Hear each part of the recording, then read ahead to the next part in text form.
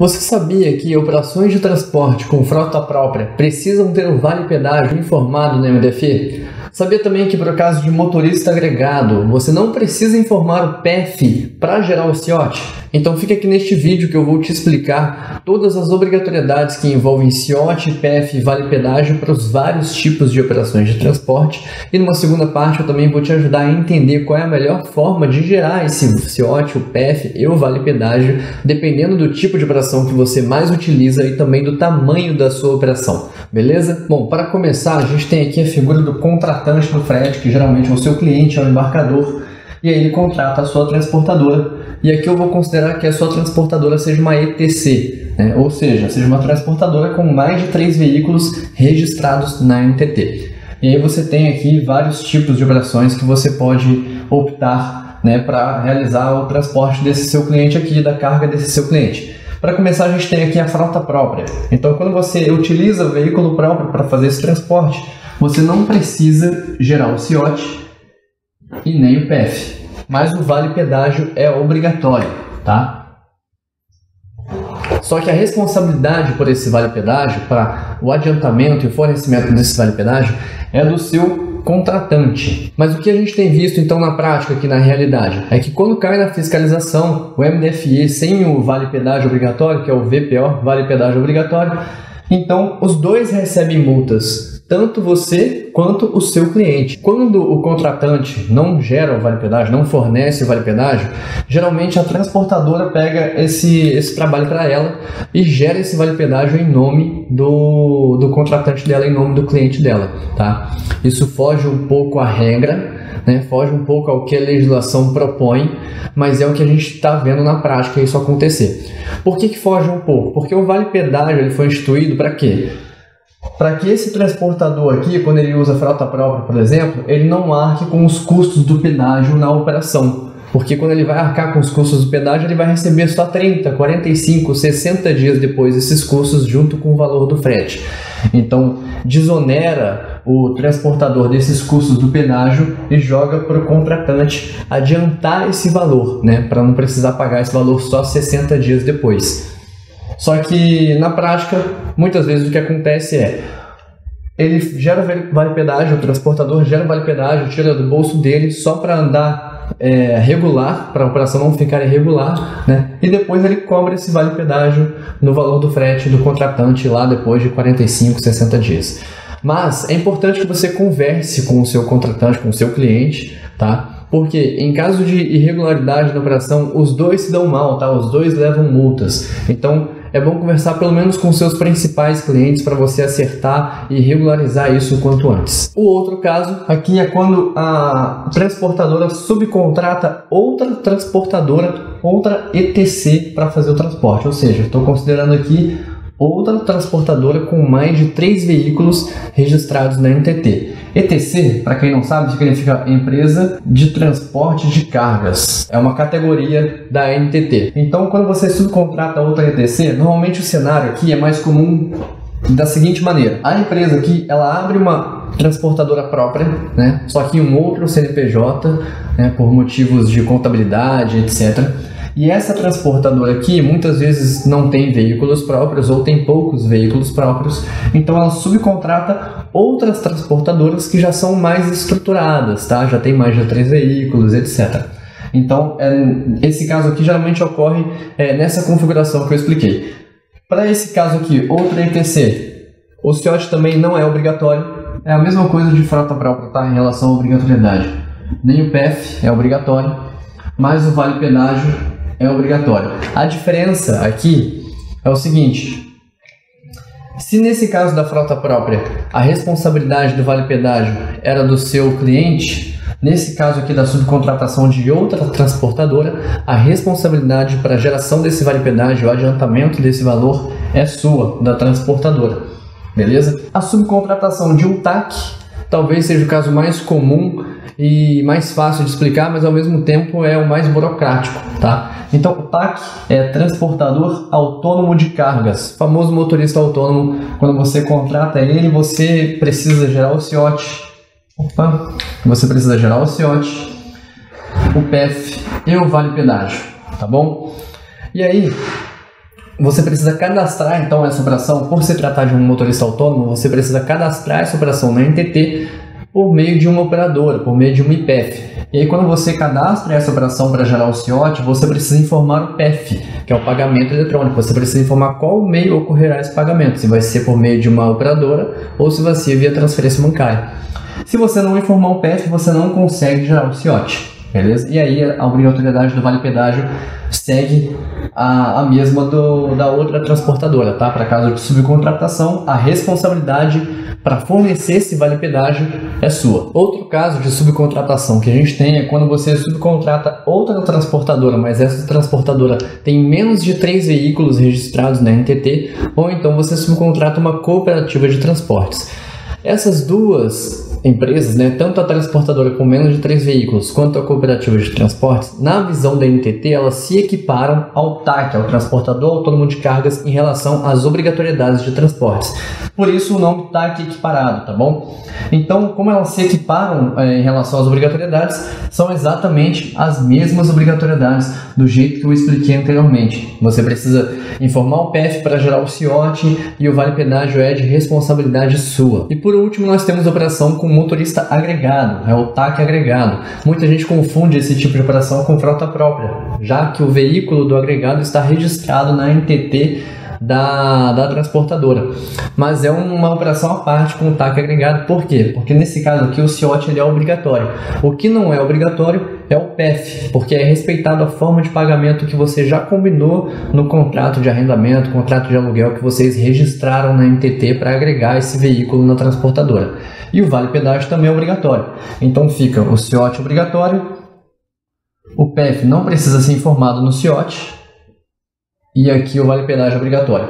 Para esse caso aqui acontecer, para você conseguir utilizar o CIOT sem informar o PEF, você precisa utilizar o CIOT tipo TAC agregado, tá? É um CIOT um pouco menos burocrático, mais fácil de preencher, ele tem uma validade de 30 dias e você não precisa gerar ele para cada nova operação, beleza? Se você quiser saber mais sobre detalhes sobre esse CIOT tipo TAC agregado, é só dar uma olhada nesse vídeo aqui que eu explico um pouco melhor. Então aqui a gente fecha o nosso quadro, a nossa tabela de obrigatoriedade do CIOT, do PEF e do Vale Pedágio obrigatório, tá? E como você notou aí, o Vale Pedágio é obrigatório para todas as operações de transporte, só muda a responsabilidade de fornecimento desse adiantamento, ok? E uma curiosidade é que, independente de quem é a responsabilidade de gerar o CIOT ou do Vale Pedágio, principalmente no Vale Pedágio, o que a gente vê na prática? É que caiu na fiscalização, os dois recebem multas, todos os envolvidos na verdade recebem multas, tá? E com o CIOT, embora a fiscalização não esteja tão apertada, isso também acontece porque já está previsto na legislação. Independente de quem seja a responsabilidade, todo mundo vai ser autuado caso não tenha CIOT no MDFE, caso a operação não tenha sido cadastrada corretamente, caso não tenha o PEF, tá bom? Então é muito bom, reforçando aquele recado do início do vídeo, conversar com o seu cliente, conversar com o embarcador, para vocês se adequarem corretamente a essas obrigatoriedades, beleza? Dando então continuidade, a gente vai tentar te ajudar a entender, de acordo com o tamanho e o tipo de operação que você utiliza, né, qual é a melhor forma de você gerar o CIOT, o PEF e o Vale Pedágio. Se você quiser um diagnóstico mais completo e personalizado para a sua operação, é só chamar a gente aqui embaixo no link do WhatsApp que a gente responde. Então existem diversas formas para você gerar o CIOT, o PEF e o Vale Pedágio, tá? Existe a forma manual, gratuita, que é direto no site da operadora para gerar o CIOT. Tem como gerar o CIOT automatizado com integração junto com o seu TMS, onde você emite CTE, MDFE, né? O Vale Pedágio é a mesma coisa, você consegue gerar manualmente lá no portal da operadora, no site da operadora, ou então você pode gerar com integração com o TMS. O PEF ele pode ser feito via transferência bancária ou então via operadora, né? Então existem diversas formas e a gente vai entender qual é a mais adequada para o seu tipo de operação agora. Aqui no quadro a gente tem especificações sobre a operação com TAC ou TAC equiparado, mas a gente vou falar rapidamente agora sobre frota própria, porque não precisa precisa de CIOT nem PF, só precisa do vale pedágio quando você está operando com frota própria, veículo próprio. Então nesse caso não compensa você fazer o vale pedágio através de uma operadora, tá? Compensa você negociar diretamente com a Sem Parar ou a Connect Car para carregar a tag lá por conta própria. Agora a gente pode aprofundar um pouco mais na operação do TAC e do TAC equiparado. Lembrando que o TAC equiparado são aquelas empresas, né? Empresas de transporte com até 3 veículos registrados na NTT e todas as cooperativas de transporte são equiparadas ao TAC, beleza? Então a gente tem aqui embarques diários, movimentação financeira, né? Então de acordo com o tamanho de operação que você tem com o TAC ou com o TAC equiparado, as melhores formas de trabalhar, as melhores formas de gerar o CIOT, o PF e o vale pedágio. Começando aqui então, você tem 1 ou 2 embarques diários, sua movimentação gira em torno de 200 a 500 mil reais por mês. Movimentação financeira que eu falo aqui é pagamento do frete, né? Pagamento desse TAC e também o pedágio, beleza? Vou juntar essas duas coisas aqui nessa movimentação financeira. A melhor forma de gerar o CIOT por enquanto é manual. Então você tem poucas operações, poucos embarques diários, então você pode ir lá no site da operadora, digitar o CIOT, gerar, copiar o código e colar no MDFI. Esse trabalho não vai virar um gargalo operacional, não vai te atrasar, tá? Não vai atrasar a sua operação, porque são poucos embarques, a operação ainda está pequena, então você consegue fazer de forma manual, de forma gratuita, beleza? O PF é a mesma coisa. Pode ser feito de forma manual, via transferência bancária. Você ainda não precisa fazer lá numa operadora. Você pode negociar se você quiser, né? Ver as taxas, mas ainda compensa. As taxas do banco de transferência bancária ainda não vão ser substancialmente altas para você, não vão representar um alto custo na sua operação, beleza? E o vale pedágio é a mesma coisa do CIOT, você pode fazer ele manual lá no site da operadora.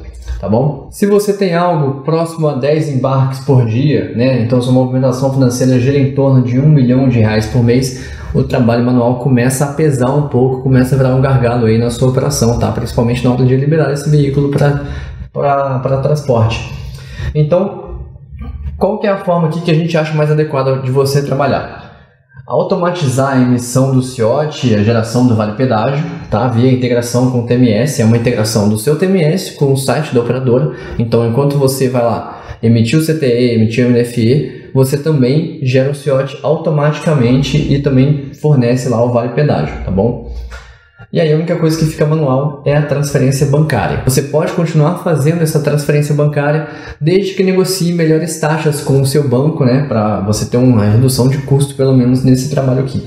Por que isso aqui é a única coisa que fica manual?